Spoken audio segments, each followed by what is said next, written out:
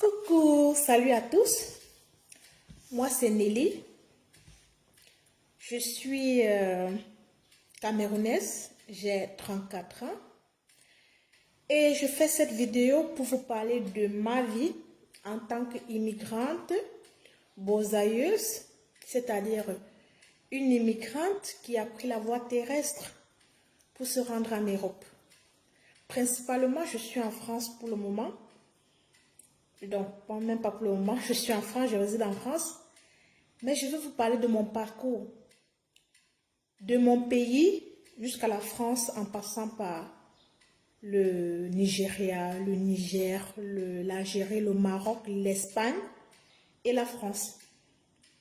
Je vais vous en parler parce que c'est une expérience que j'aimerais partager. Certes, ça va peut-être heurter la sensibilité de plusieurs personnes, mais ça pourrait aussi faire bénéficier certaines personnes sur certains choix que j'ai faits. Il y a de cela 5 ans, quand je suis sortie de mon pays, pas parce que tout allait mal, mais parce que quand je regardais, je me disais, si aujourd'hui, moi qui suis là avec un bac D, une année à l'université, ma fille qui a à peine 2 ans, comment ça sera pour elle dans les années à venir? Si moi déjà je ne parviens pas à avoir un travail où je peux toucher 50 000 francs, c'est-à-dire 80 euros, ma fille, comment ça sera pour elle? J'ai essayé, avant de sortir, j'ai essayé 2 fois l'examen des infirmiers diplômés d'État. Ça n'a pas marché. Une fois eu le bac, j'ai fait la première fois, j'ai raté. Or, j'avais encore la mémoire aussi, c'était depuis 2009. J'avais la mémoire encore fraîche. Je me disais, oh, je vais l'avoir d'un coup.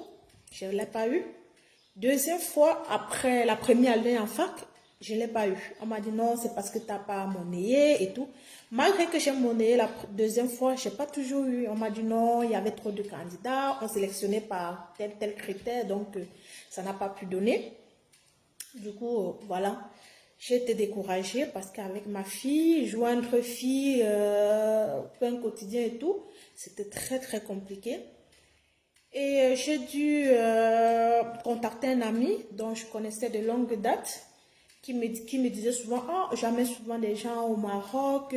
Au Maroc, il y a les ONG qui aident les gens, des immigrés qui veulent fréquenter à continuer. J'ai dit, ben tiens, ça se trouve si j'appelle cet ami, j'aurai peut-être une opportunité plus tard de continuer mes études et tout.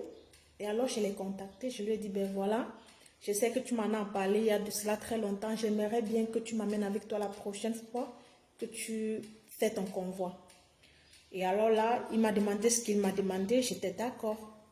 On a fait un programme. Je n'ai pas dit à ma famille, j'ai dit à personne. Et au lendemain du jour où je devais partir, j'ai appelé le papa à ma fille, je lui ai dit, ben tiens, voilà, je vais prendre la route. Je sais que qui ne risque rien à rien, je vais partir. Mais je ne sais pas si je vais arriver. Je ne sais pas si ma fille me connaîtra ou pas. Mais il faut que je parte. Parce que je sais que si aujourd'hui ça ne va pas, ce n'est pas demain ça ira. Je vais partir. Il me dit, bon, en t'entendant parler, j'ai l'impression que tu es là décidé, tu es prête à partir, je ne peux pas t'arrêter, quoi.